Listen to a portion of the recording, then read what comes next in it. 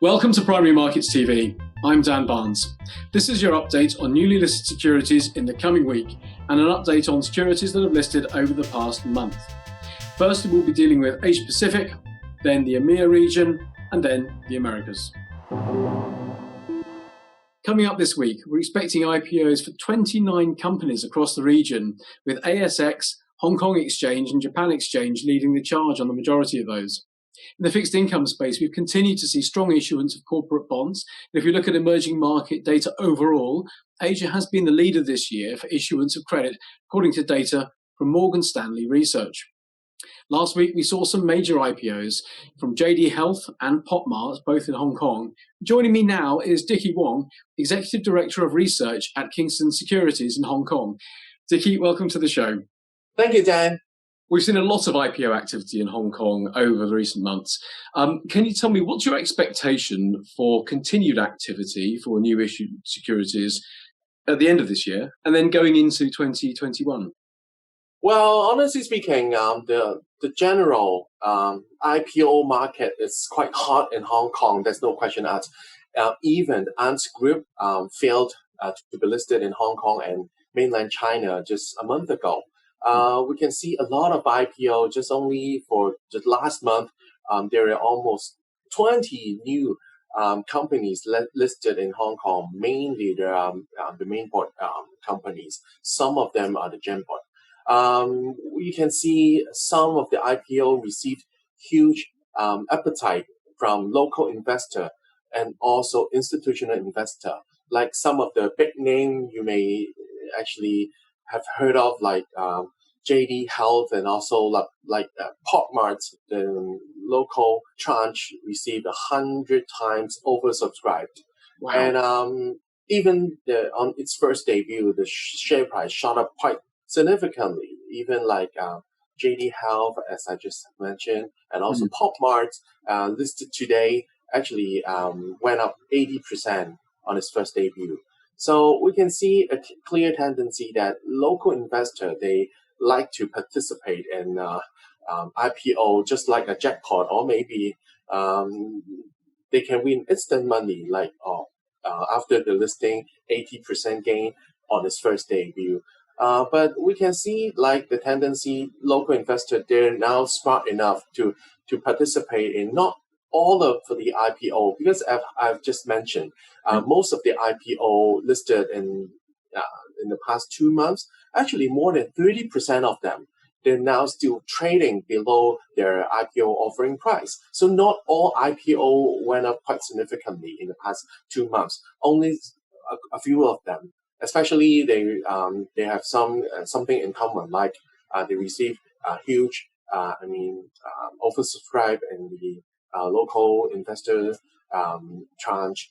And second of all, they may be one of the leading company in their own industry, or even they are maybe the largest company in their own industry. And also some of the IPO, the reason why, because they're very hot, because their market cap is large enough to be included into all like Hang Seng, like MSCI and FTSE, all the worldwide indexes like JD Health. So that's the reason why we always talk about the IPO market as simply a supply and demand game. When the local investor, participate, and also institutional investor demand is so high, therefore will drive up the share price quite significantly, even on its first debut. Very much so. And you mentioned there about both institutional investors and retail investors. I mean, proportionately, what's the sort of balance between those two investor groups for the big IPOs, such as JD Health and PopMart? Okay. For all the companies that they raise money in Hong Kong, like more than 10 billion Hong Kong dollar, the clawback system will be changed. Normally, 10% will be for the local investor, 90% for institutional investor. It all depends on how the local investor, how hot is the IPO. If the local tranche receive more than 100 times oversubscribed, then the clawbacks mechanism will just claw back like 40% shares to the local tranche. So it will split into half-half, like 50% for international and 50% for local. So in this case, you may think that those institutional investors, they may not have received enough shares. So on the first debut, sometimes they still jump into the market and buy at a significant premium over its IPO price. This is not something so surprising because, as we have I've just mentioned, like JD Health, they will be included into some of the Hang Seng, composite index, and also MSCI and FTSE. And we have to bear in mind, any single stock will be included, not the Hang Seng the index. We're talking about the Hang Seng components index and the larger and medium-sized firm. If they are included, then they may be included into the Stock Connect, the Shanghai, Shenzhen, and Hong Kong Stock Connect. Therefore, mainland investor can participate too. So this is the reason why, like JD Health, shot up quite significantly in the past just couple of days. But honestly speaking, when we talk about its fundamental, no matter like pop art is only a toy manufacturer, but the market cap, it's like 100 billion. Can you imagine? 100 billion Hong Kong dollars. It's really huge. So if we talk about valuation, honestly speaking, it's simply too expensive. Yeah. That's really interesting. Thank you. And then we've talked about JD Health there. Of course, JD Health is part of the larger group of JD.com and has been broken off. But it does sort of follow another trend, which is that we've seen health firms, pharmaceutical firms listing a lot and having a lot of appetite amongst investors for picking up those shares. We've also seen other trends, whether it's ESG, seen a lot of issuance focused on the gold market too. Which sectoral trends do you think are most interesting and have been this year? And then which do you think will carry through into 2021? Okay. We can see like some of those technology, internet related, and also e-health platform shares receive significant, overwhelming participation, no matter local investor or institutional investor. But I will think this trend may continue to 2021. But actually, we have to bear in mind, Chinese government, they recently introduced a lot of new regulations to regulate all those internet-related companies, especially they seized Ant's Group IPO, and they may have more control on those financial-related internet companies. But for other sectors like JD Health, they're actually in a better shape, but we have to bear in mind, it's still a very oligopoly situation in mainland because there are only a few players in this area, and also those big names like Tencent, JD, and Alibaba, they're all the same big name. So what we can see, the regulation risk will be the key risk towards next year for those IPO. But I will actually pay more attention into those like consumer cyclical and also consumer related, especially those companies that are focused their business in mainland China. I think they can have a better shape because I really don't think that the tension between China and US will be eased in the near future. So even like Biden will be the next US president, I still don't think the situation will help a lot. So therefore, I actually will have actually more bullish point of view towards those mainland focused consumer related or consumer cyclical sectors. Dickie, that's been great. Thank you so much. Thank you. You're welcome. In Europe, the IPO market has been quiet relative to other geographical regions, although Euronext saw 9 IPOs on its markets last week and has another this week with biotech firm Onzio. That's coming to market tomorrow on December the 15th, while the LSE has Abingdon Health on the 14th, that's today, and tomorrow it has Intuitive Investments listing. Intuitive will be investing in early and later stage life science businesses. In the debt markets, the LSE has seen strong bond issuance reported to it over the past week. And in Spain, the BME saw pillow and mattress manufacturer Picolin register the new bonds program with the BME's fixed income market, MARF, that will allow it to place flexibly up to 75 million euros in debt over the next 12 months. Credit Sites has given us an interesting look at defaults this week, with a look at high-yield defaults across Europe versus the US. We are seeing defaults higher in the US, most recently led by several in the energy sector. I'm joined now by Mark Sturdy, Director at independent research provider 7 Days Ahead. Mark, over this year, we've seen a number of newly issued securities which relate to the gold markets, to the trend for ESG investment, and of course also to pharmaceutical and medical firms, reflecting probably the COVID-19 pandemic. Could you sort of talk us through how you see investors potentially assessing those sectors as potential investment areas? Yes, with pleasure. In the first place, looking at gold, if we take a long view of the gold market from the early 2000s, it's important to look back and note that there was a tremendous rally up to about 2011 when it reached a high of 1920. Then it fell back to the first point of support from the previous high back in 2008 of 1033. It bounced off that horizontal support and made another assault on the 1920 level from 2011. That's where we are now.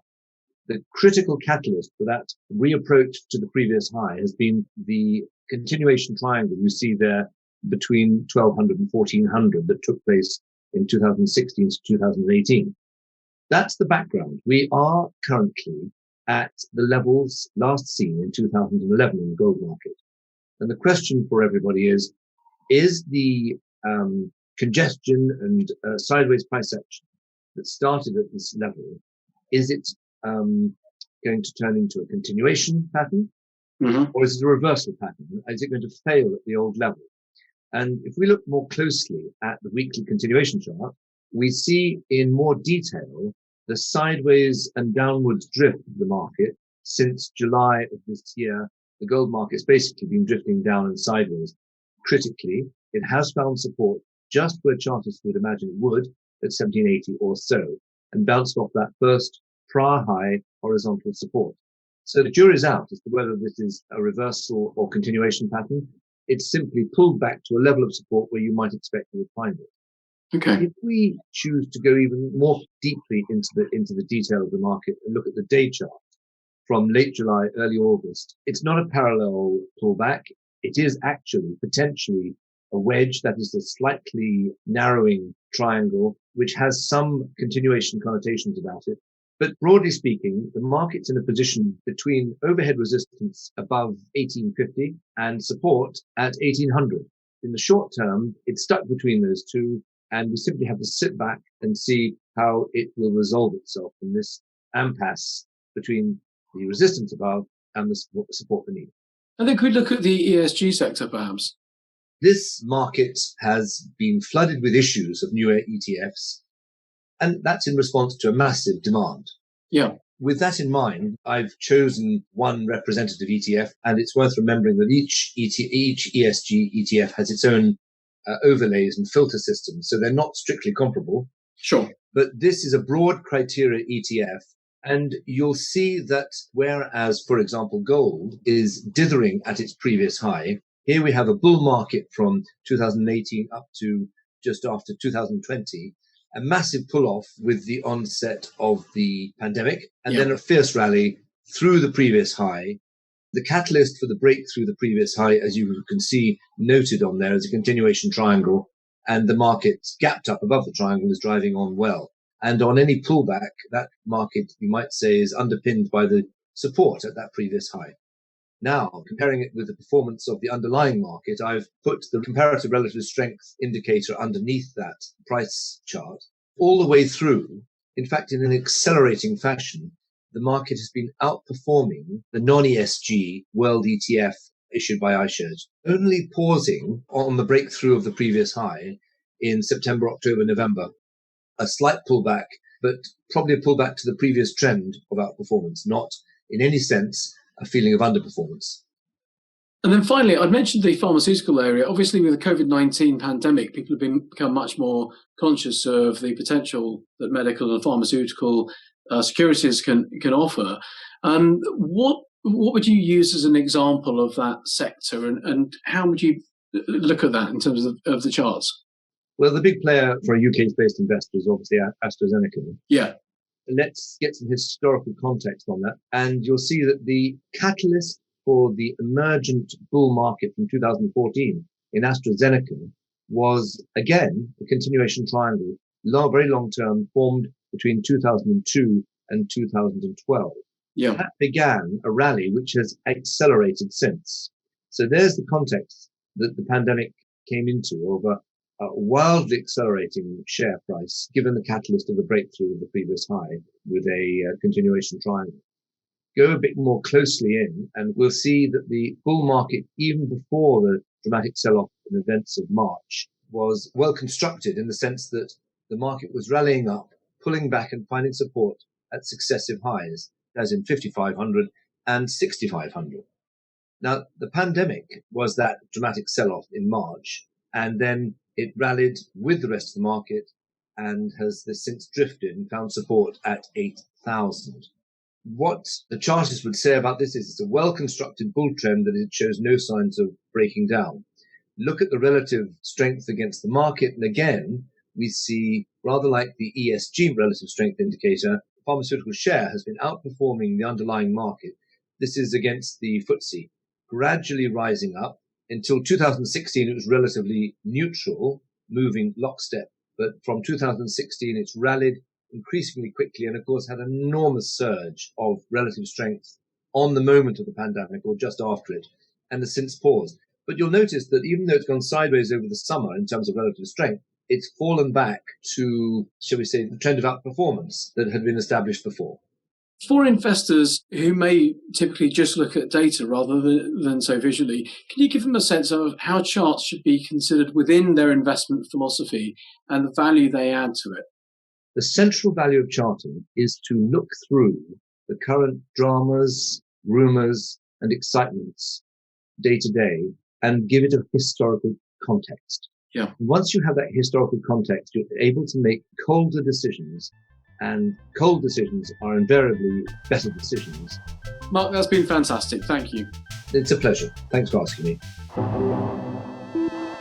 This week, we're expecting new offerings from 6 firms, including an expected $1.2 billion offering from Context Logic, which is the parent company to e-commerce mobile platform Wish.